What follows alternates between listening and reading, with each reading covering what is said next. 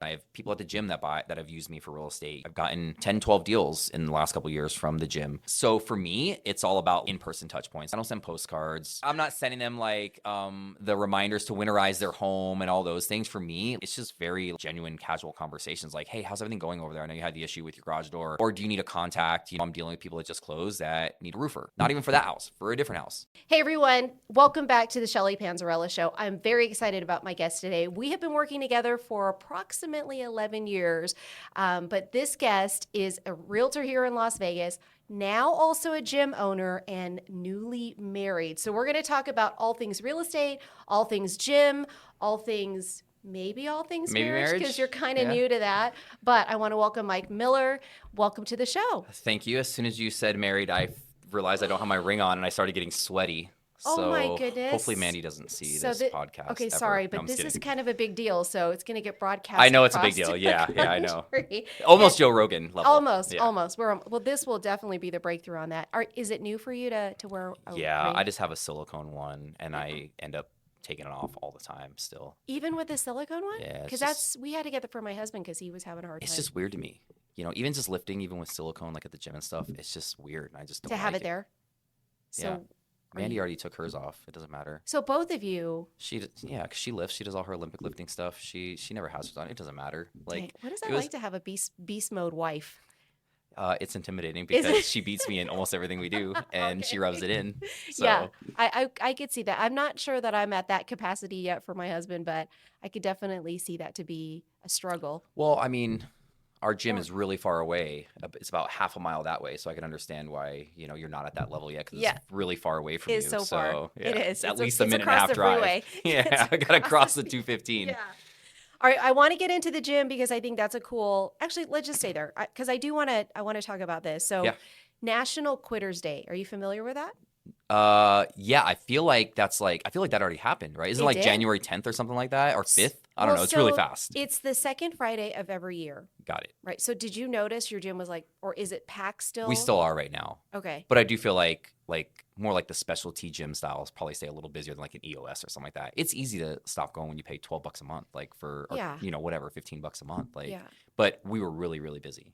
As soon as New Year's hit, our classes are normally 12 to 14 people. We were seeing 22 to 26 people. Wow. Yeah. And you got new memberships and things? Or January, February is busy. So then does it just falls off? Yeah, everybody does, right? Eventually, we'll probably see it starting February, but not to the degree that I think a lot of Global Gym, like a Lifetime or an EOS or something like that. Ours isn't as bad. Our gym was the first week. I posted a video about it because I had to park on the third row of. That's way far. Of Lifetime, huh? Oh, how did I know you're going to say Lifetime? And then you have to walk all the way down. Yeah. It's almost like too much work to walk to the gym to go get fit. Sometimes parking's the worst part. It's crazy. Yeah. And what was even funnier was everybody in there was hostile, right? Because everybody's struggling to get machines and they're No, I'm talking about just the parking lot. Oh, People were screaming at each other because, somebody was waiting for one spot and then another person pulls around. And so, I went up to the third row parking and walked myself all the way to the gym. I've been there. I'm like, I don't want to park way back here to walk to the gym. It's far. I get irritated if I can't park right by our gym up front. I'm like, I don't want to walk 12 spaces away. Yeah, right. But I have noticed now, we're 3 weeks in. And it's slowed down. Easy park. I'm actually getting front row parking. Yeah. It's so slow. Why do you think that is? My honest opinion, this is what I told, because No, I want you to lie to me. Yeah, okay. All right, I do that all the time to you. No. I feel like it's not just with CrossFit gyms, but specialty gyms, right? Like Pilates, yoga, all those specialty style gyms. I was just telling a girl at my physical therapy earlier, you have to feel it in your bank account to make you go, right? If you're paying $15 a month, you're like, who cares? It's just $15 a month. Yeah. No big deal. I don't care about that. But if you're paying $150 to go to, or $300 to go to Lifetime, you're like, I'm paying for this. I have to go use it. Yeah. Right. It's like Netflix. You pay $8 a month. You're like, I haven't watched Netflix in 5 months. Yeah. But if you pay to go see a movie, you're going to go see the movie because you paid $20 for that seat. Yeah. And you look forward to the popcorn, but. Yeah, that too. Yeah, for sure. But I still. And there's no community at those places. A lot of people don't have accountability partners, right? They're just like, I'm going to do this, new year, new me. Yeah. I'm going to show up. And then they show up for a week. And then either they're like, I don't know what to do. Or they're like, this is boring. I don't have anybody to hang out with. So I think that's where the specialty gyms do a little better, right? But it charges more. Yeah. Well, I mean, I think $300 is still pretty expensive for I mean, I a agree. gym. But you still see fallout in the lifetime environment Yeah, as I well. also think those business models aren't built on the clients coming, right? All those big gyms like Yeah. EOS, like if everybody that had a membership at EOS went, they'd have to shut down. Fire department It's come out and be true. like, you're over capacity, That's right? true. Very So they're true. not going to do anything extra to like re-engage you to come back to the Yeah. gym. Where like your other gyms that are like super, more high end, they're going to reach out to you. They're going to be like, hey, we Yeah. haven't seen you in a while. Where have you been? So is that what you're doing right We do now? that. If you Yeah. haven't come for 10 days, you get a text message. It's automated. Oh, But you get a okay. text message and like we'll respond if we're just like checking in on you, make sure nothing's wrong. And Yeah. some people are like, I'm on vacation, I'm good. We know some people just go out of town and we don't worry about certain people. Okay. But other people, they don't come and we're like, we want to check in on them because if you're paying a lot and you're not coming, eventually you're going to cancel that membership. Right. Right. And as a gym owner, Yeah, we don't want that, obviously. Right. And we like seeing our people. Like, yeah. we have 50% of our members come through every day. Wow, that's awesome. So, and that's that community aspect. I think so. I agree with you too, the accountability side of it, because there are many days where, because I like to work out by myself in my own little zone, but there now when I go downstairs and I get ready and stuff, there are a few women that are like, hey, nice to see Yeah. you, right? And then, or if I don't show up, they're like, hey, I missed you on Wednesday. Yeah. We're not even working out together, but it's that little like check-in. To see in the face, yeah. Exactly, that you're like, oh crap, I don't want Phyllis to, call me out by me not being here for It's 2 always days. Phyllis. It's Phyllis. It's always Phyllis. It's always Phyllis. Yeah, like our 6 a.m.ers, they're very committed, right? Showing up every single day at 6 a.m. If somebody misses more than 2 days, because they have their own group chat and everything, if they haven't been there in a couple Oh. days, they're messaging me. They're like, hey, can you, like one time they Oh, went to a that's guy's house cool. because they're like, he never misses a Friday class. Wow. And they're like, can you pull his address for us? Like, we want to go check on him. And he was fine. He was just Yeah. out late drinking the night But before. you or know whatever, what? I think that's actually really cool. Right. Not only from the accountability setup, but it's also like you have somebody who really cares. I don't know if anybody in that gym would, other than my husband. Right. Like if you went missing for 3 weeks, they kind of be like, oh, that one girl we haven't seen in a while. Okay, on Exactly, the yeah. glutes. Here we go. Right. Exactly. They wouldn't even care. So what would you say for those listening today helps to kind of push past that quitter's day? I think you have to be realistic with your goals, right? Yeah. Because some people, they don't work out at all. And they're like, I'm going to go to the gym 5 days a week starting January 1st. And then they do 5 days in a row and then they can't walk for 4 days because their Yeah. body's so exhausted, right? And you have to be realistic, right? Like when we have new people join, we tell them like, I mean, obviously we love to sell unlimited memberships. But we're like, a lot of people start at 3 times a week if you're not doing anything currently, right? Come on like a Tuesday, Thursday, Saturday, get some rest in there, and then we'll bump you up to 4 times a week. So I think you just have to be realistic, and everything's a choice, right? So you're either choosing fitness or you're choosing to not be fit and healthy, right? So like people are like, it's really hard to go. Like, yeah, it's hard to be out of shape when you're 65 and you can't get off the couch. You know? I actually heard somebody say, I'm working out today for my 80-year-old body. Yeah. And now that I've been working out and I understand and I see my, my parents and things like that, I realize I'm closer to them now than, right. to that I mean, you've age. seen my dad, right? Yeah. Smoker all his life, never worked out, like on a walker, oxygen. And I'm like, I couldn't imagine. Yeah. Take me in the field and put me down. Right? Like, I'm done. As your dad's listening. Yeah, I know. Don't let him watch this Oh one my either. gosh. Yeah. Yeah. Well, so tell me how you got into the gym ownership aspect. I know you always were a big CrossFitter. The big floppy fish joke has been the joke for you and I. Yeah. But Yeah. you like one day you called me and you're like, hey, by the way, I own a gym now. And I'm like, awesome. Do you need a prequel? Yeah. Well, I remember we talked about me coming to work for you a couple times, right? Like Well, yeah. being a loan officer, Yes. things like that. And I'm kind of like, I love real estate because obviously I still do real estate, but I'm just like, where else is my passion? And like part of me is kind of like, maybe it's being a loan officer because, I love numbers and Yeah, everything. But then I'm like, what else? And then I'm like, let's look at the gym because I'm passionate about that. And our gym just happened to informally be for sale, right? And I'm like, when I joined that gym, I'm like, somebody asked me, would you ever own a gym? Would you buy this gym if it was for the right price, like a member? And I'm like, no chance. Never owning a gym. Yeah. Way too much stress. And then you remember Dad moved to Florida and then we sold his house and we did really well on it. And I'm like, I got some money. What should I do with it? Got to invest it somewhere. And I'm like, what better way than to buy a gym that doesn't make any money and work 60 hours a week? So that's how we jumped into that. I saw a lot of potential in the gym. Yeah. Which you've owned it now, what, 2 years? Over 2 years. Over 2 and a half years. Yeah. Okay. July will be 3 years. And what are you seeing today? I mean, would you have changed your mind knowing what you've gone through today or where you are today? Man, that's a good question. I don't think I would change my mind, right? Because we're doing so many cool things. Like the financial side, we just keep reinvesting the money. Like me and Mandy haven't taken a single paycheck in 2.5 years from the gym, right? Thankfully, I have real estate, right? Thankfully, she has her job. Yeah. But we're honestly building some really cool stuff. Like we're doing things in Vegas that like no other CrossFit gym is doing. Are right? you allowed to talk about that? Yeah, like we're fine. Like, we talked about it. We're under contract to buy land, right? Like we're buying 1.25 acres of land and we're putting a huge gym on there, right? We're going through the process right now with the city and it's a lot of stuff happening. But there's nobody else in Vegas, no CrossFit gym that I know of that owns 1.5 acres of land and has a building that they own that they can do whatever they want with. So all those things, I mean, it's very expensive, right? Like, through the SBA even, we get an SBA loan, but a lot of that stuff is happening. Like we're always putting in new programs, right? Like for the members, and we want to build a recovery room where there's a sauna and a cold plunge and massage chairs and like some of the things that you see at Lifetime, right? Yeah. I do think that that's a different setup though, because I think Lifetime's just starting down that path. They've added all these massage chairs, like different massage chairs.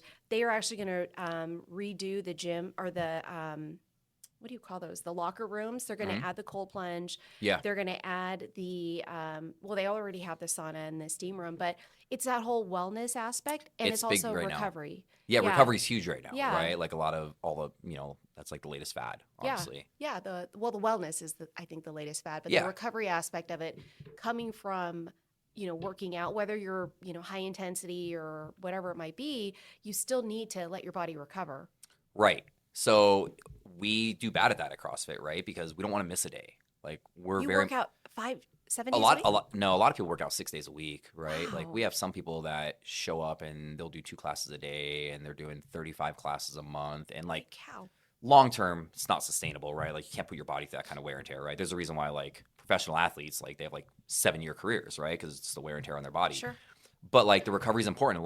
We don't want to do that stuff because it's not that fun. Mobility, stretching. Who wants to stretch, right? Like it's just not fun. That's why like when I get invited to yoga, I'm like, I'm going to die. We run a yoga every other week and I die in yoga because I don't ever stretch. Do you have a class of yoga in every other week at your gym? Okay, that's good. Yeah. So you do incent that or you do encourage that. Yeah, and we always have like stretching and stuff, like extra work in there, but most people don't want to do that because it's, like you get done working out and you're tired and you don't want to worry about that. Yeah. But it is a big part of it, like the recovery, the mobility, all that stuff. Do you teach that then in your training or in your No, gym? I mean like most gyms don't even have that option to do that, right? Because most CrossFit gyms, like we're just small, like we're very small businesses, right?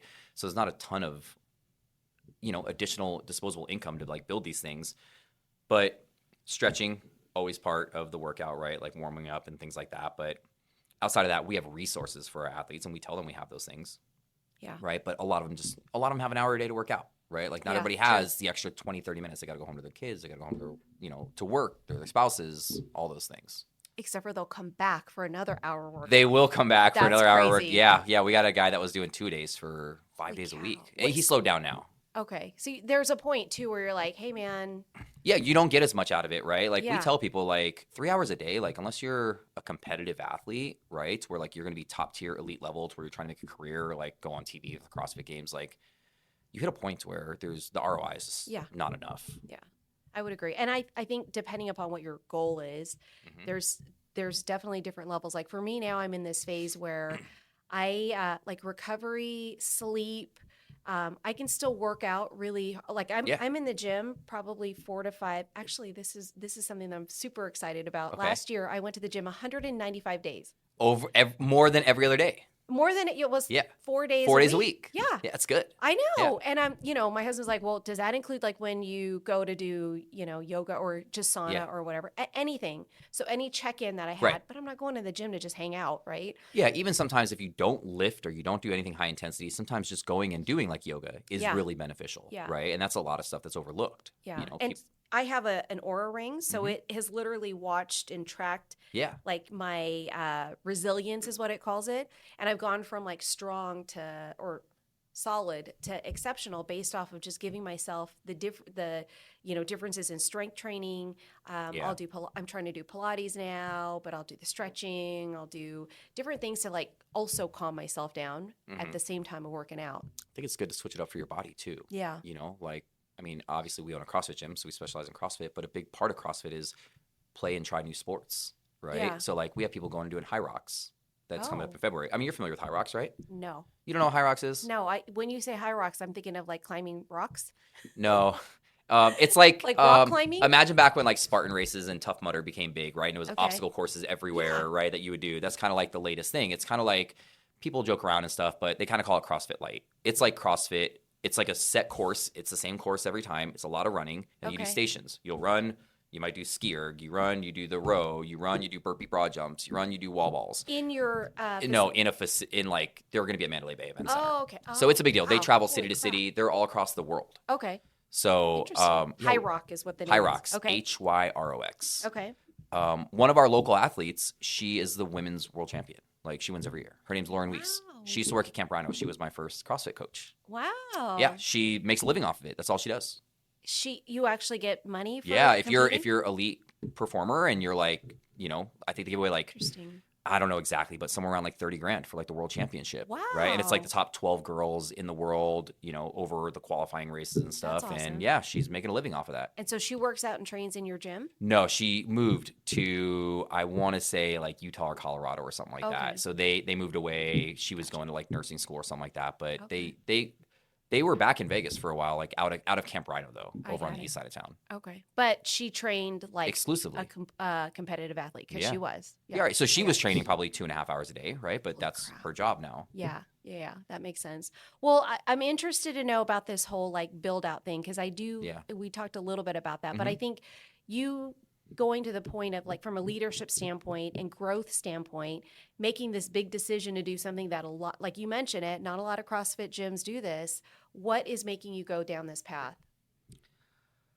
My goal is a couple things, right? So many small businesses have to close and they get pushed out because rent increases, right? Like so many people are going through it in the last couple of years, right? Because especially commercial in Vegas is really hard to find and it's expensive. Like, so your lease comes up and then your landlord's like, hey, we're raising you $2,500. And people are like, I don't even make $2,500 extra. Like, I don't even have money for this. Yeah. So we don't ever want to be in that situation, first of all, right? So we're like, if we go buy, for the most part, our mortgage is going to stay the same, right?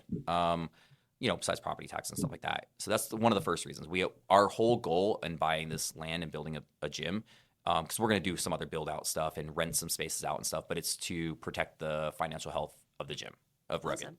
Yeah. So, and then on top of that, like I said, like I'm just like, I don't know, maybe this is bad, but sometimes I get like bored with my time, right? Because like, I mean, I'm not a 40-hour week real estate agent, right? Like we know that. We make jokes all the time. Right. But I'm like, what am I going to do with my time? Like, I used to play poker, Okay. right? I You used to don't be do a poker that player. anymore?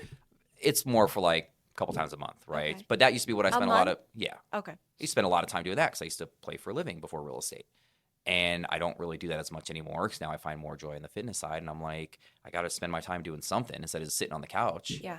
So I'm like, let's go build a new gym and see how cool we can make this, right? Because I've been to a couple CrossFit gyms now, and I was like, I want to make our gym the best of all the gyms that I've went to, right? Like take all these cool little parts of all these other gyms and all the cool stuff they did and all the systems and put them all into one big package and really try and make it the premier CrossFit spot in Vegas. I love it. Wow. So what are your projections for opening then? As far as like timeline and things like that, What does that look like? well, our 10-year anniversary is November for being open. I haven't owned the gym that long, obviously, but 10 years Rugged will have been open in November. So we're hoping, I think now we're too optimistic because originally we were set on October, November, but I think now we're going to be end of December is our new. Of this year? Yeah, we want to be open by the end of the year.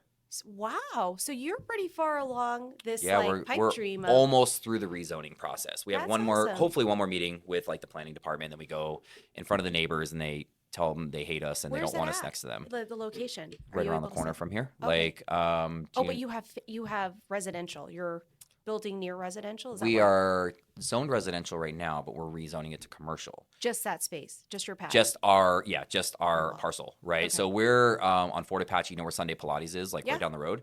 It's on that street. Like you turn in, it's Oh. on Martin is what it's called. So it's basically Fort Apache and Mall, kind Okay. of. Very And we're in the back of cool. a little cul-de-sac.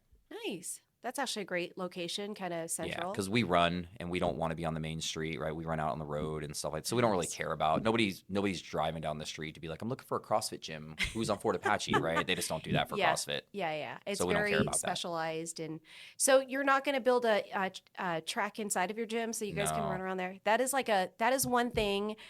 Whether it's raining, we don't snow here in Vegas, but Yeah. whether it's raining, windy, whatever, that's like part of the workout. You got to go out there and do the workout and run. Yeah. I mean, you're going to run at least once a week in CrossFit. Yeah. And when it's raining, like sometimes our coach will message me and be like, what do you want me to do? Because it's raining. And I'm like, just run. Like, just go outside and run. It's rain. It's Yeah. fine. I mean, if it's like ridiculous, right? If it's unsafe, then we'll Yeah. change it to like shuttle runs or something like that. Oh, inside. Yeah. Okay. But we just want to use every square inch of the place that we're building, right? Yeah. We're building it big, so we want to use it all. So honestly, we'll run out the garage doors into the street and come back. Yeah, I gotcha. You know? That was, I did actually do CrossFit for a little bit because one of my marketing Yeah, you went like directors- twice, right? Yeah, Rick. I know. You went to yeah, Rhino. Yes. Because I know Rick. I used to go to Yeah. Rhino with Rick. Okay, so he taught. He I still works went for there you? with him. No, Okay. he's doing some bigger and better things. But Okay. I went there, and then he also went to another gym. I feel like it was 3Vs or something like Yeah, that. Veni Vidi Vici. Yes, and I went there once. Uh-huh. I didn't like any of them because it's. I mean, for me, I don't know, and I think You don't like any of the gyms. I don't like the style of training because it's Got it. super fast. High intensity. Super, yeah, which I'm okay to do like sprints and things like that. I didn't like the running around outside Mhm. just because I don't like running. I don't like running either. I'm with you. And then, I mean, maybe it was the group that I was with because they're intense, like super intense workouts, Okay. you know, and like I couldn't take a minute to be like, I got to catch my breath because everybody else is Yeah. like, WOD, you know, I finished my WOD and I'm like, I'm just getting like done with my first set, Right. you know. Yeah. But that's just me. Yeah, that's a you. That honestly, like that's a you issue, right? Because you're like, 100%. I want to be able to, Yes. stay with the crowd and things like that. And Yeah. obviously, like for CrossFit, we're always like, everyone's gonna be at different levels, right? Like it's fine. Yeah. We have people that have never worked out a day in their life. Some of the females have never picked up a barbell, and they're scared to pick up a barbell, Yeah. right? And like we have to break through like we wait and get them a little comfortable, and then we're like, all right, barbell day, like we're gonna use one of the Yeah. trainer bars. But Yeah. I think it's just like knowing your capabilities and like. I struggle too. If I'm not doing well in a workout and everyone's ahead of me, like I'm just competitive. I don't ever. Same. I'm not going to win very many workouts in my gym anymore at 42 years old. But I still want to, and I still want Yeah. to try, right? Yeah. Even though like you're really just competing against yourself. I'm just competitive by nature, so I can Yeah. understand the struggle. Yeah. But I would say I do think that the element of the workout, because I did get an amazing both times. Yeah. It like blew my calorie count Mm-hmm. and you feel amazing coming out of that. It just for me was like, and I think it's just like the going to the gym though, because I can get on a squat rack now by myself and work out, but Mm-hmm. before I had to have my husband there to be like, can you put my plates on my Yeah. barbell or whatever? And so even understanding, movement and placement of where I need to put my stuff. So I think a lot of it is just getting into the gym. Yeah. So maybe I'll try out You Rugged have CrossFit 702. promised me you're going to come I will. once. I will. You heard it here. Yeah, In she's coming 2026, yeah. Whether it's going to be at the grand opening in December. We're going to do it big then. By the way, we're going to try and get a Okay. radio station out there, vendors and everything. So Wow, we'll have you okay. out there for sure. Okay, whether I'm a vendor helping to participate Both. or Both. okay, You can do working out. vending and participating Yeah. as well. Yeah. But there's a lot of different ways to the finish line. That's what I tell people, Yeah, right? It that's doesn't a have to good be point. CrossFit. It doesn't have to be Pilates. Yeah. Like, find what you love. Yeah. You But know? I am really excited for you on this. I didn't realize you guys were this far along. Yeah, it's really stressful. Is it? Yeah. I mean, I don't know what I'm doing. I mean, like building a gym from the ground up is not the same as selling residential real estate. Although I would say, and maybe this is a good transition into that, because you did mention I'd rather, instead of leasing, controlling my rent, so Yeah. to speak, and buying, which I do feel like that's real estate too, right? Yeah. Residential real estate. And It's people very similar, who right? need to get out of the renting aspect and move into owning so that they can kind of control their expenses, like you mentioned. Yeah, that was huge, at the end of the pandemic, right? Everyone's like, oh my God, they're raising my rent $400 a month. How am I ever going to afford this? And it's Yeah. like, I get it. It sucks, like very Yeah. sympathetic towards that. But like at some point, you got to be ready to say like, all right, I'm done with this. Yeah. Not going to be at the mercy of somebody else anymore. Yeah. Yeah. And I think for you to hit that level, because you could have just renewed. Yeah. Right. Yeah. Or And just so went and rented somewhere else. Yeah. What took you this process of even going down, like getting the SBA, all of this stuff that you're doing by yourself? Do you have nobody, no No. commercial broker? I mean, nobody? my broker, Georgia, Okay. right? Like, Yeah. Georgia. Yeah. She's kind of guiding me a little bit. She has some commercial background, but for the Okay. most part, like outside of like helping me write up the purchase agreement, Yeah. I mean, it's pretty much just been me winging it. Like I'm like talking to my general contractor and our architect and our civil engineer, and I don't know any of the verbiage they're using, and I'm like, tell me like I'm 5, like what do I need? I need you to tell me what do I need to do right now, So it's definitely an uncomfortable process, but It's good. Learning experience. Yeah, for sure. So Learning. now you can actually take somebody though through that process. Yeah, like I'm like, if I'm gonna learn, what better person to do it with than myself? Because like honestly, like if I screw something up, it's like it's just me who has to pay the price for that, you know. But if you have a good team, you know, on like the construct. Now, obviously, if you're building something that's already up and are you not buying something that's already built? That's a little bit different process. Like I think it's way easier. We almost bought a property right around the corner from here, right down the road, Buffalo and Sunset. That was already set up. Blue and white buildings. They're still being finished. Yeah, we almost bought one of those. It's like it was done. A fractional ownership, right? Where you buy just a condo just portion of it. Yeah. That's pretty cool. Actually, they're brand new. There's still a couple for sale. So we're like backup plan in case I get tired of doing all this building stuff because it's just a lot to go through the city. It's just so much work. Really? So you do it well, and I guess that's the difference with commercial versus residential because when we TI inside of here. You know, you got to get everything approved and all that stuff. Whereas if you bought the home and then you go to renovate afterwards, you should be getting some of the renovations like permitted and stuff like that. Yeah, depending on what you're doing, obviously. Yeah. But I just feel like in Vegas, most people don't do like crazy additions on their house. Yeah, right? Maybe like older homes, but like newer homes. First of all, you don't have a lot of room in your backyard. Yeah. You know, a lot of places in Vegas, but it's all pretty simple stuff, right? Like maybe you're like moving some, you know, islands around, kitchen islands or something, but I don't see a ton of people like gutting their house and moving walls and stuff like that. Yeah, no, I mean, I would say when we did our reno in Boulder City, it was what, a 1990-year-old home, and we redid everything. You gutted it. Yeah, but we didn't move walls. But we took down, you know, like all the cabinets and everything. Windows, cabinets, everything. Had to replace some of the boards and everything like that. And we worked with a contractor, but not everything had to get permitted. Right. In there. Yeah. But yeah, I mean, it's the same thing, right? Like if you're renting, you're not doing that. Yeah. You're just sitting in the house the same way as it's been, whether you like it or not. And then it's like when you got to move, you're like, cool, I'm not going to get my deposit back till a month later. Now I need a new deposit. First month, it's $5,000 to move when you rent. It's crazy. I know. And I know also in leasing for commercial space, it's expensive as well to get into commercial space. So I'm super proud of you for actually going down this path and can't wait to see it. So is it a barn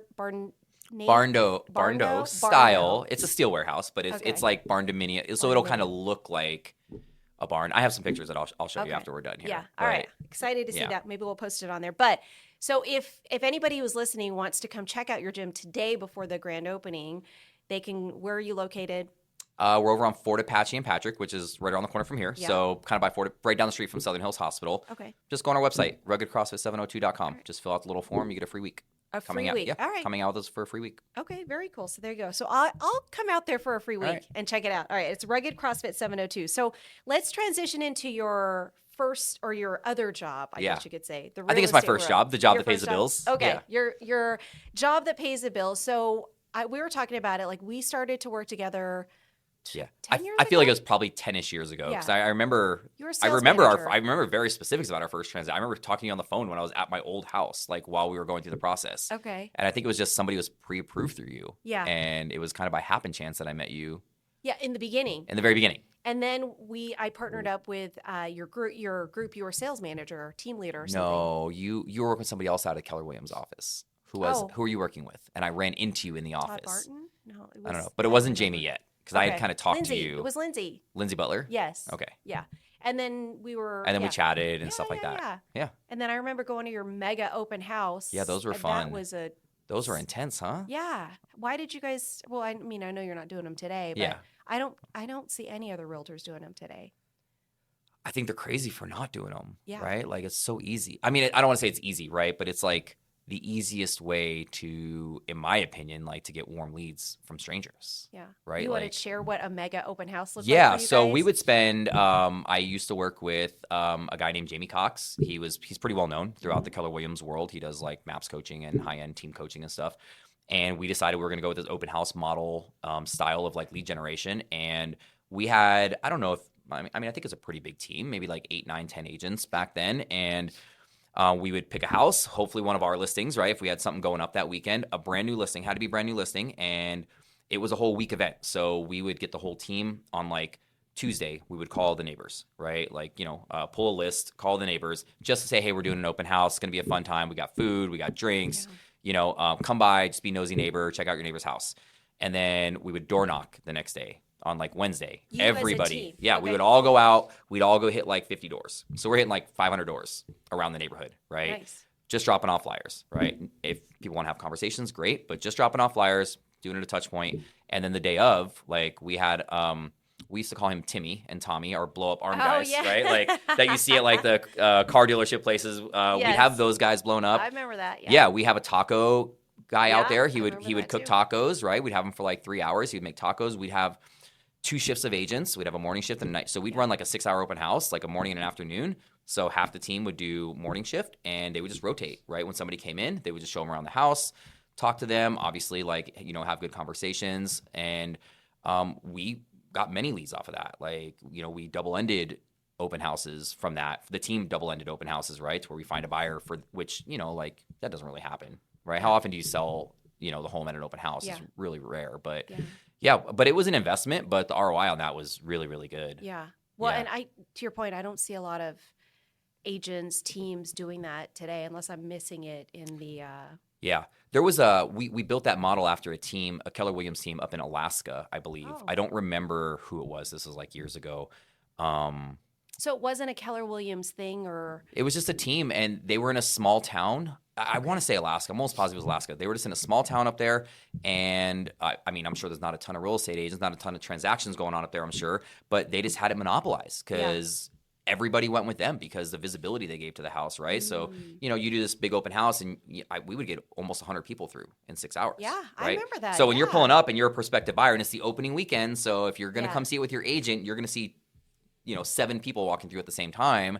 And now all of a sudden it's like, holy crap, if I want this house, I need to be super aggressive. Look at all the people coming through here. Yeah. And that was, so you were strategic about when you guys did the open house. So it was like a brand new Always listing. The first weekend. Had to be the first. If it was not the first weekend, you were not getting a mega open house. We could do an open house, because we had an open house model where we would everybody was required to do 2 open houses a week.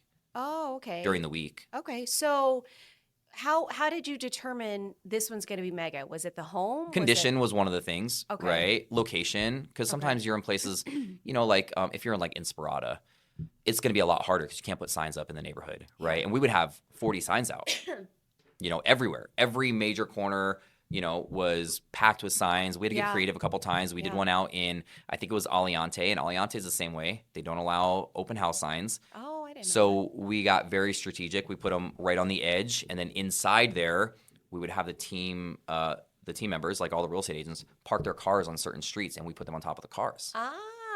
Cheater. HOA can't do anything if they're on your personal property. Interesting. Or you ask a Good neighbor, can we put, hey, your neighbor's selling their home. They said, you guys know each other. Can we come put an open house sign in your yard? Because you can have one sign. Typically, most HOAs that are strict, you can have a for sale or open house sign in your yard.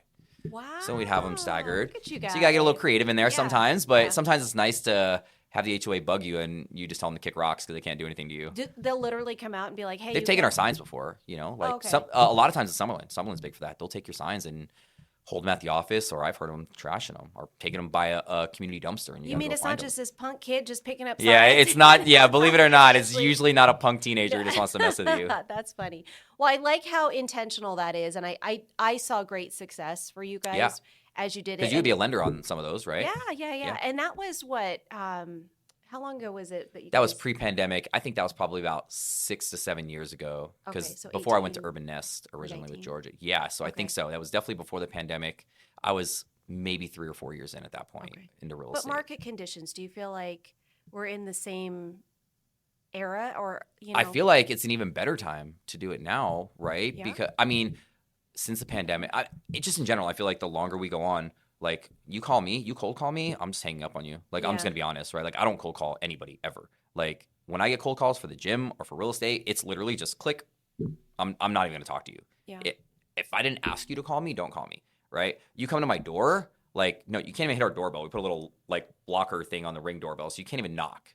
You can't even ring the doorbell. Nothing. Like I don't want to talk to you. So I feel like the more we go on, the more people shy away from talking to others, and I think that's just like a technologically advanced world, right? Yeah. So like you do these things where people can just willingly come in because they're like, oh my God, what's going on over here? What's going on down the road at my neighbor's house? And there's free food, and like it just makes it a lot easier to engage in those conversations. I agree. And it also brings like exclusivity and inclusivity at the same time. It's like you're creating this little community inside of, this listing, so to speak. How many other listings did you get from that? Because I know everybody talks about the buyers, but we would get more listings than buyers off of that for sure. Because your sellers are like, I honestly couldn't even tell you, but we had many times to where like the entire neighborhood, all the neighbors would come over. Some of them are renters, that want to maybe be buyers or whatever, but all the time. I mean, we wouldn't get one off of every open house, but if you look at like the return on investment, like it would cost us like $600 to run the open house when you pay for food, flyers, all that stuff.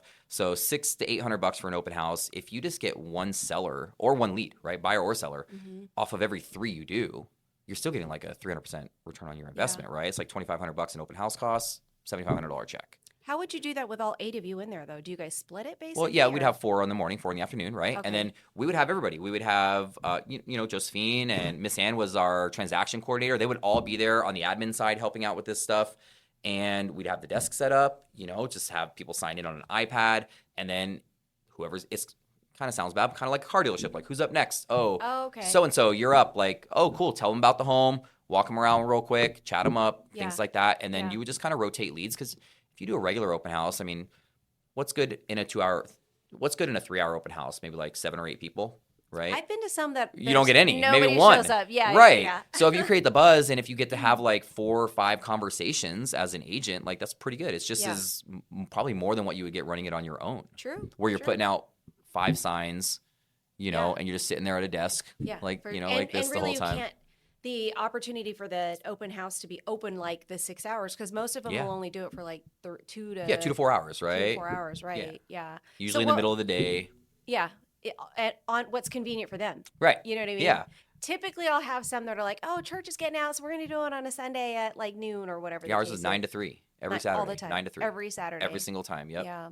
Well, what would you say to an agent who's listening today that wants to kind of put something like this together or even just do an open house? Like, what would be the top 5 things you tell them to do? Top 5 things. I think the first thing I would say, like, put in the effort. Like, do it the right way, right? Even if you're just going to do a solo open house.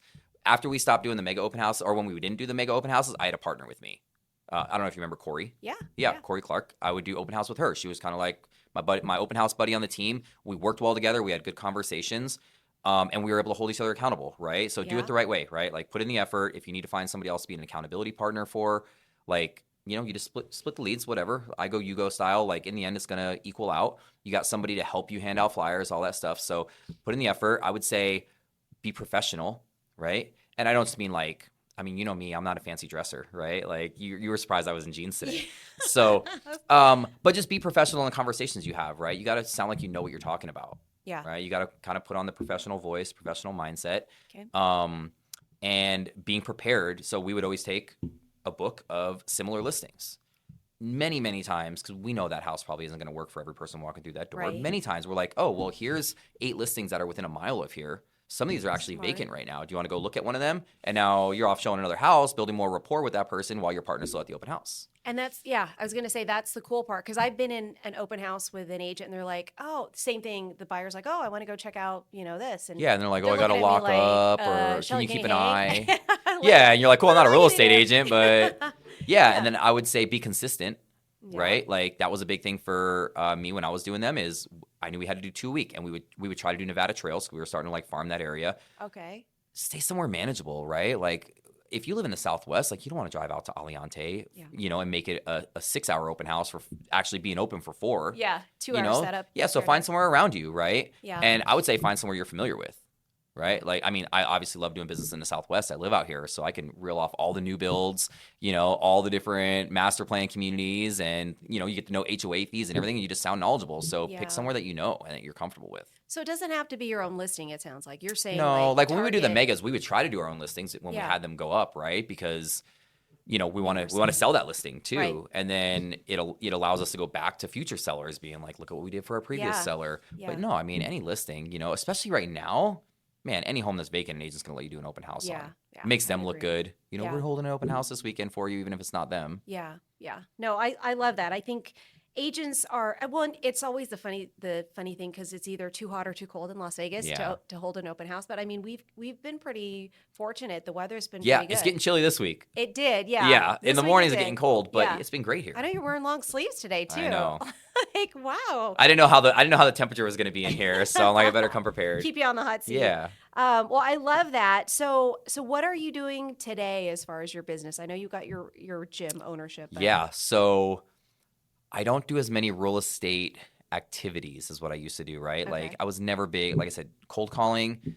When I was on the team with Jamie Cox, we would have to cold call, and I hated every second of it. I was miserable. I did not like it. So that's gone. That's out of the playbook. There's no cold calling. There's no door knocking. There's no open houses. Now I just work on referrals. I was going to say you are a and heavy referral. Yeah, and I'm not somebody who's doing 50 transactions a year, right? Like by any means. I am not one of those people. I think my best year was like 23, 24 transactions or something like that. But it's pretty good, right? Yeah. Especially because I didn't do any lead gen, right? Like if I would have done lead gen, I'd be like, wow, I'm crushing the game. Listen, I just heard a stat from, I think it's NAR. I saw it where it said like 70% did zero. Right. And it was like 18 or 21% did 2 or less or something like that. Right. Yeah. So, I mean, I know you did more than 2. I did. Yeah. So, I mean, you did well even for not doing the things that you're supposed to do. I thankfully have gotten to the point to where I pretty much know what I'm going to make every year, like on average, because it's been pretty consistent. So even if I'm doing less deals, I've moved up to higher price points, right? Because now, you get those repeat people that bought 5-6 years ago, and now they're selling their house, and now they're not buying a $400,000 starter home; they're buying their $800,000 20-year home. Right. So I think just treating your people like gold, that's what I'm really big on, right? If you just treat them like they're the most important thing to you right then, like honestly, yeah. Like I stick my nose in a lot of stuff, right? Like the lending side, like I'm on top of all of it. You're my best loan officer realtor. Yeah, that's ever. right. Yeah.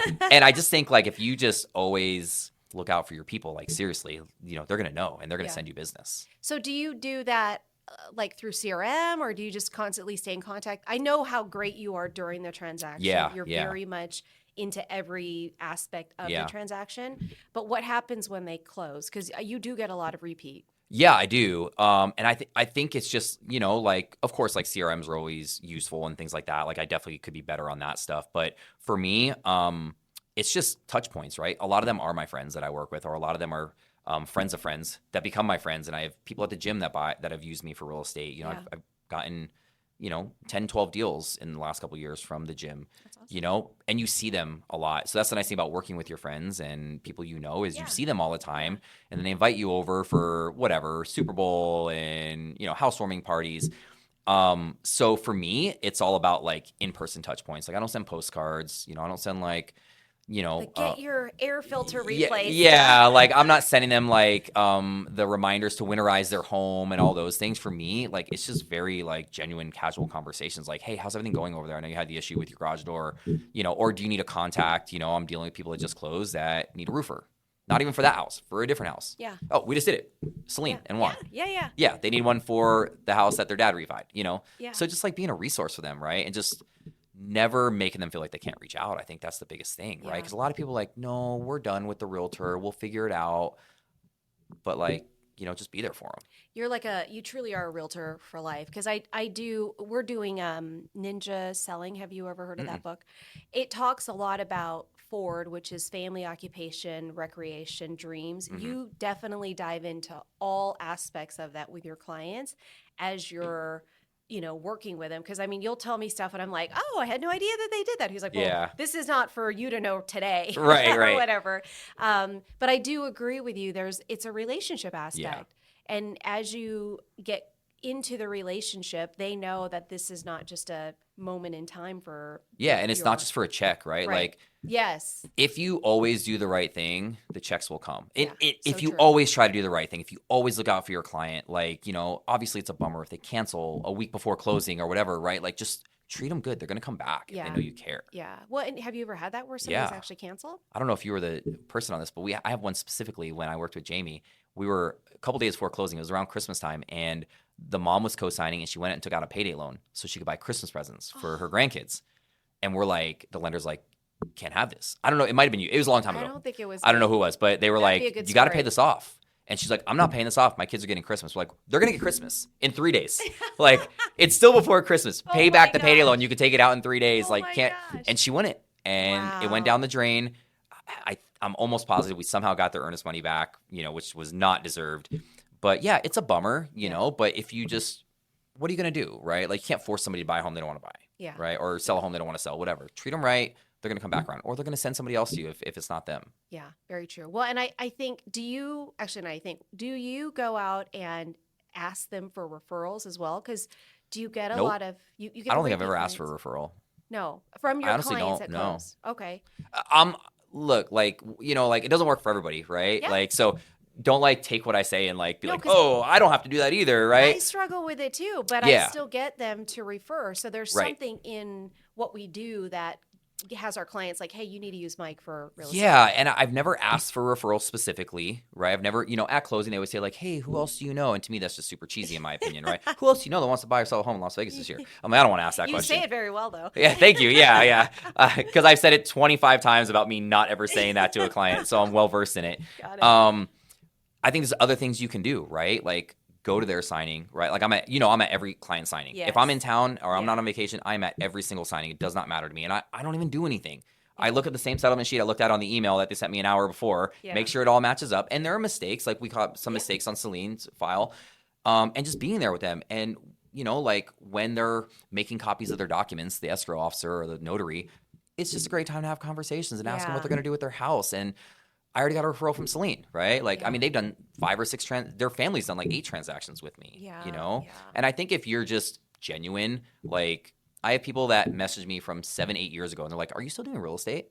That I haven't even talked to in like that long. They're friends of mine, but, distant friends, and they come back and I work with them. Yeah. So I think if you just, when's the last time I posted on social media about real estate? You do a lot about your gym. I do a lot about my gym. Yeah. I don't think I do one post a year, and I said, this is my yearly post. I still do real estate. And that's it. I don't even think I saw that post. Yeah, you probably didn't. But I think it's also because, I mean, just looking at you've been 11 years in the business, right? And you started in that like hustle and grind. You had to learn fundamentals of building your business. Yep. And you've gotten to a really good point where they refer business to you, which is what everybody wants to have, whether it's real estate or it's gym ownership, you know what I mean? And any level of any our business. Yeah. So I think you did the hard work. It's not to say that you're not continuing to do that today, but you built up your business to be exactly what you have today, where it's 100% referral. Yeah. And if you do all those other things, if you do all those cold calling and door knocking and stuff, you're going to get there faster as long as you put in the work, right? Yeah. I just was very uncomfortable with that. So it took me a lot longer. I mean, the first 4 years, I was not a full-time agent. Like, I was still playing poker, supplementing my income.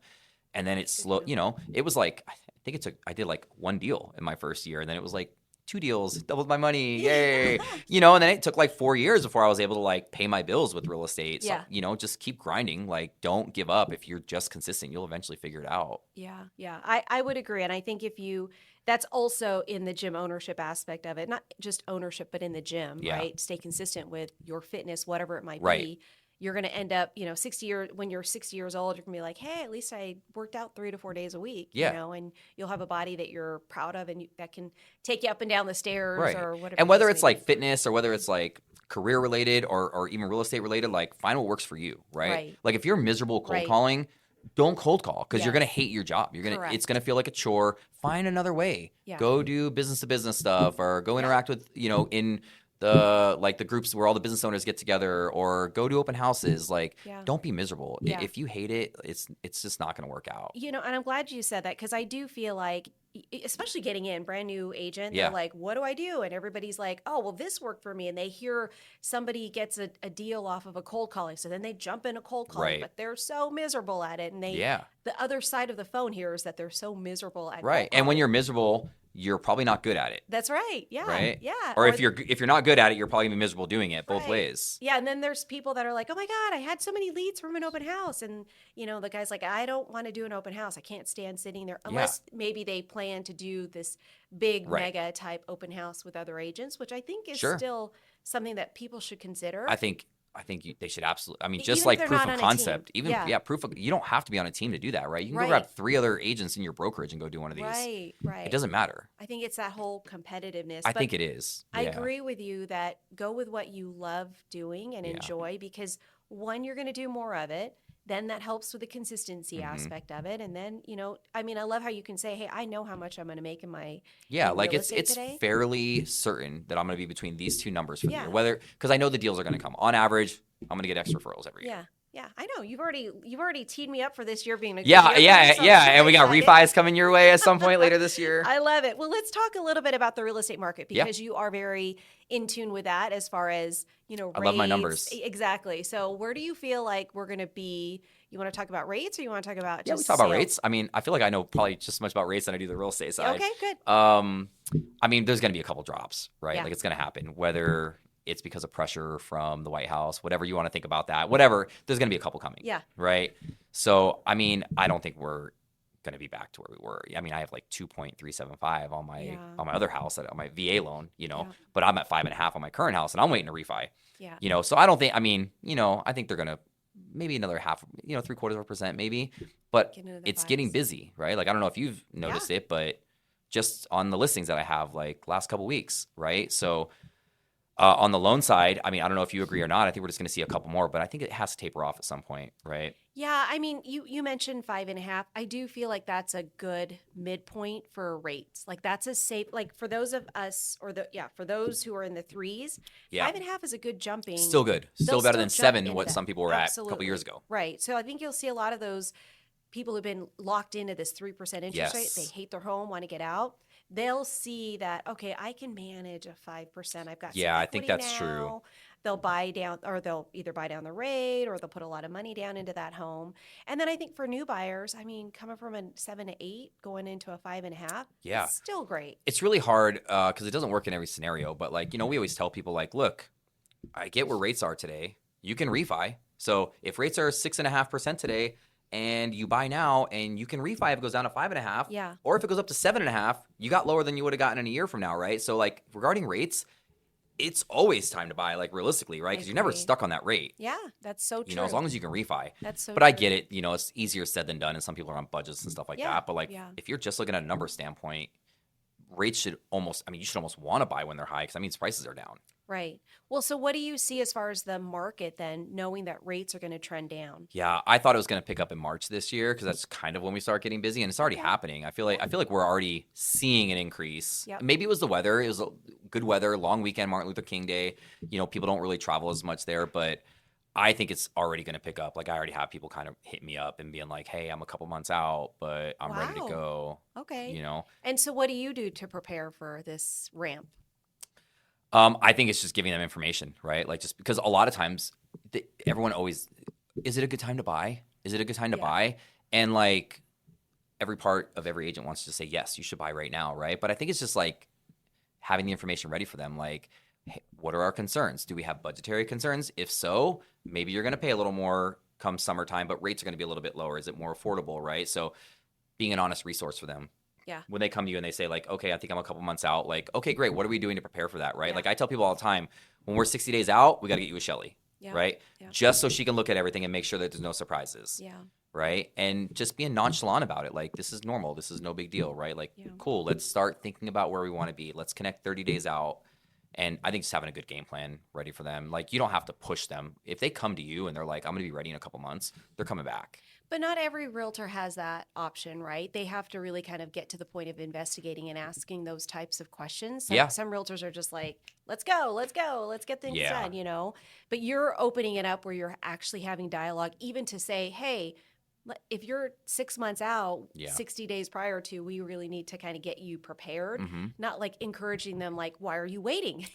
Yeah, and I think that comes back to building your business the right way, right? Like if you know your numbers tell you you're going to do X number of deals throughout the year, roughly. Yep. You don't have to worry about whether they come in January or March or June, Very right? true. But not every agent's, doing business at a higher level, and they're doing 3-4 deals a year, and they're like, I gotta get, I got bills, I gotta pay it, right? But I think it's important to build your business the right way, and then you don't feel that rush. I love new builds, right? We don't get paid for 6 months on those sometimes. Yeah. But I'm like, man, I just love selling new builds, right? It's like going and looking at new Why cars. is that? Yeah. Shelly's like, I know you do. Don't worry. But yeah, I think it's important just to, I'm just never pushy. It's just not my style. Yeah. Well, how do you get them to, is it most of your clients decide they want to go new construction versus resale, or? I just give them their options. I'm all Okay. about giving options. Like Yeah. if we're looking, some people are very adamant. They're like, I don't want a new build, right? They're like, I don't want an HOA. So obviously new builds are pretty much out. Yeah. Or they're like, I want a house with character. You know, to me, I'm like, that's old. You know, that's an old house. That's what that means. Okay. But no, like some Good people are like, I point. don't want my house to look like everybody else's house. It's like, okay, cool. Then we're not going to go new. We're going to go resale, or depending on the area, right? Yeah. But I'm all about giving them all their options. Like if we're looking resale and we're struggling for a couple weeks and we don't find anything you like, and it's really hard right now because builders are just offering the world in rates and stuff. And it's not like it's free, you know, they're paying for it on the price, but it sounds good to them. Right. And sometimes the rate's more important. And I think you should always be ready to take your clients wherever it leads them, right? Whether it's new, and if you have to wait 4, 5, 6 months to get paid, which a lot of builders now, they were speccing out all the homes, right? Yeah. Like smoking deals late last year, right? So a lot of times you still get it done in 30 days. Yeah. But I just think it's right for a lot of people, right? It's like people go to the dealership and they don't want a used car. Even if it's 1 year old, they're like, I want a car no one's ever driven it. Yeah. Right? And then they got the warranty, and then they got those things. So I think it is right in a lot of situations, not everybody. Yeah. Mandy doesn't want a new house again. We're already looking. She wants a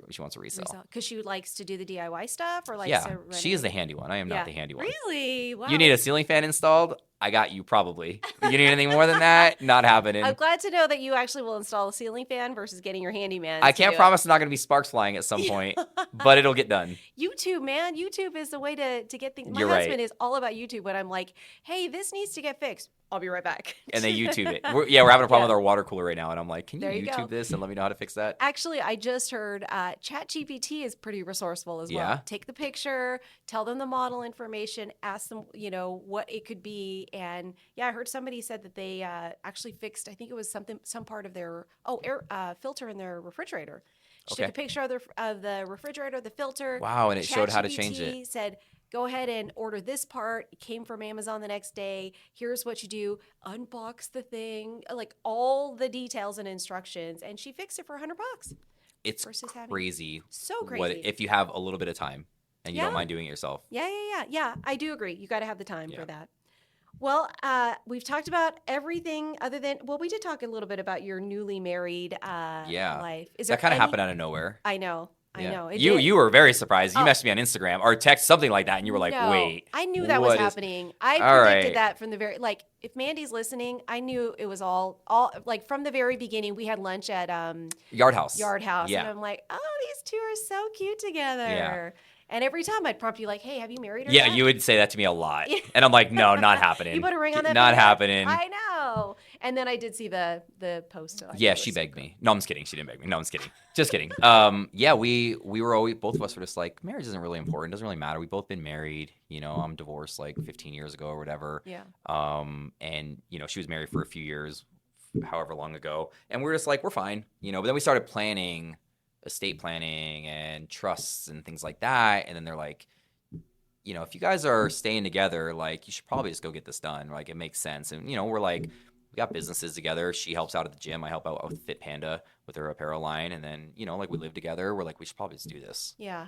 So we did, and then we went to Japan for 10 days, which was already planned. And we're like, cool, let's count it as a honeymoon. 2 birds, 1 stone. Oh, even though you're like, that wasn't a honeymoon. It wasn't. Japan was planned in March, and the wedding didn't get planned till like August. Okay. So you do have a honeymoon that you're going to be planning. No, we're not doing that. Okay. We just take trips. Not like extravagant, but we like to go snowboarding. We're going to Canada. I've never been to Canada, so we're going to Canada. I don't know where. I don't plan that. I just show up. She's your travel agent? She is. Yeah. She just tells me what day and what time. We need to be awake at this time. We're leaving on this day. Nice. That's okay. So I'm glad to know that happens in other relationships. Oh yeah, I don't plan anything. My husband and my daughter, they're like, so what do we do? And I'm like, here's our whole agenda that I've been planning out. And like, it used to be paper, but now it's all, on our iPad or whatever. I'm just the worst with that. That's why I was late today because I double booked myself. Oh. Because I had PT at 10:30 and I messaged my PT girl last night. I'm like, I need to do this at 9:30. Oh, yeah, because I told you yesterday, like, hey, man. Yeah, you're like, you remember we're at 10:30? And I'm like, yeah, I do remember. And I'm pulling up my calendar. I'm like, oh, crap. Well, that's awesome. Well, I appreciate you coming in. Again, I'm so proud of you for what you're doing as far as the gym. I promise you I will get in there probably for your grand opening. But I just appreciate you coming in. I just appreciate you as a friend, as a realtor partner, and honestly, in what you're doing in life with your new wife. I'm so happy for you with that too. We'll have to do a double date at some point. So exciting. I love going out with people. You do? I'm a homebody. No, I'm a homebody. Like that looks like you're not. I just need to get into people mode. I need to be prepared ahead of time. That's so funny. Well, you're still eating Buffalo Wild Wings? I mean, I'm on nutrition right now. Okay. It's rough. I did have what does that mean? McDonald's for breakfast this morning. It's the first cheat meal I've had in 3 weeks. Okay. Just like Whole Foods. Like we have a nutrition program at our gym, right?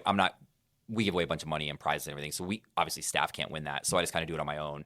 But it's more just about like meal prepping and eating healthy foods all throughout the day and, like getting enough snacks, healthy snacks throughout the day and fueling your body for the CrossFit workouts. I gotcha. Because it's crazy how much food you have to eat to lose weight. You know what? It's very, very like reverse logic. It is total. I would say I would agree with that as well. Yeah. And it's also not just eating a specific calorie. It's what you eat. It's what you eat, right? And it's like you got to be able to burn it off too, right? Yes. If you're not in the gym, you're not going to eat a lot of food, right? Do you guys teach your clients that too, or like? Yeah, we have a nutrition program that we sell for additional. But we have a nutritionist everybody gets like a free consultation with. They just want to like some quick tips and tricks. Okay. But the main base of the CrossFit pyramid is nutrition first before anything else. Yeah, good. I love that. Actually, that's one check for the CrossFit and non-floppy fish stuff. Yeah, we don't. Yeah, that has nothing to do with our floppy fish pull-ups. Yeah. Well, I do appreciate you coming in. I have a quick question for you. Yes. Okay. What's your 2026 look like? What are your goals for 2026? For 2026, so I have. I do have that I want to get to a 4 days, absolute 4 days, because I was like 3.7 on getting into the gym. Yeah, so solid 4 days in the gym. I am also taking on a Pilates class at least once a month, swimming once a month. Wow. And I'm trying to like hike or bike once a month and pickleball. So my pickleball's fun. Do you play that? I have played a few times. Okay. I like to think I'm like naturally athletic at most things. Like I can get the hang of things. I'm not going to be great. Yeah. But I'm also super competitive, and I will dive into the fence to save a point that means nothing in the grand scheme of things. That'll hurt your CrossFit I don't game. care. I'm in the moment. Oh my gosh. I will wreck myself over one pickleball point. So don't invite me out unless you want somebody competitive out there. Well, I mean, I'm competitive as well, but I'm also 51 years old and I got to protect the goods now. I'm 42. I mean, you're still like when I was 42, I felt like I could do a lot. It's totally different once you pass 50. I feel like your bones feel a little bit different, but I am also very competitive, so I will go out, but I will not tuck and roll and do all that stuff. Oh, yeah, I'm all about it. Yeah, that'd be kind of fun. Maybe we could do I'm all down for date. You're in Henderson, right? Yeah. Chicken and Pickle, right? That's that place. I've never been there. Do you travel that far? I will for you, Shelly. I will for you. I like to stay in my little corner over here. You heard it here. So I'll go to Henderson after you come to CrossFit. Okay. That's a date. Yeah. So that's really it. Just ensuring that I meet the gym or get to the gym 4 days a week. The goals, I'm trying to get to 100 families again, helping 100 families for the year. This year. Yeah. Whether it's refinancing, buying, or purchasing. I feel like it's a great year to do that because everything's going to pick up and all those refis, right? Yeah, 5 years ago, right? When everyone refi. If it will be that crazy. Not that crazy because the rates aren't going to be as low as what they are. Yeah, but I do feel like we're going to be busy to that extent as far as people. They're already calling in to see if it's time to refinance. So. And I was just messaging you the other day about one of my people. I know. For that. Yeah, and I appreciate you for that. Yeah, so I feel like it's going to be a good year on the business side, good year on the health and fitness side, and just trucking along. Yeah. You're awesome. I appreciate you. Honestly, there's a reason why we still work together after 10 years. I know. Because there's a lot of people, who get a lender for 6 months and they're like, that's not working out, go to a different person. But it's been pretty consistent. Well, yeah, I would you're my go-to. Obviously, I have a couple people, but you are my go-to. You're the first person. Well, and I appreciate that. I know we did have a bumpy January closing, but... A bumpy January closing to Shelly is a 30-day escrow. We were on an 18-day escrow. We had to do a refi mid-transaction that you did in 13 days, a full refi. It was fine. Yeah, I know. But, for me, I set out to say, hey, I can get this done for you. Yeah, high and expectations. Like, oh, my gosh, that did not go the way that we planned. But you're right. We did get it done. Yeah. So I appreciate that. All right. Well, I thank you for coming on. I'll definitely get back. If this goes Joe Rogan style, I mean, I'm going to thank you even more after this. Yeah, because you're right there. You're, like you're getting very close to where he's at, that level. Exactly. Yeah. So if you're listening to this and you made it all the way to the end of the podcast, thank you. Make sure that you like and subscribe and share this information. But I definitely want you to go check out Rugged CrossFit 702. You'll get a free week. Make sure you say that Shelly, you saw it on the Shelly P show, and they'll hook you up with some goodies. What do you We'll have? know exactly who you are. Yeah. What's that? I said I know you got snacks and stuff in there. We have snacks at the gym. We got we got Ghost energy drinks at the gym. My favorite go-to right here. So I love me a Ghost or 2 a day. Very it's really cool. This is my kryptonite right here. Crazy. Yeah. So that we'll have a conversation offline on that. But thank you again for showing up, and thank you so much, Mike, for Of course. coming in. Thank you guys. All right. Bye.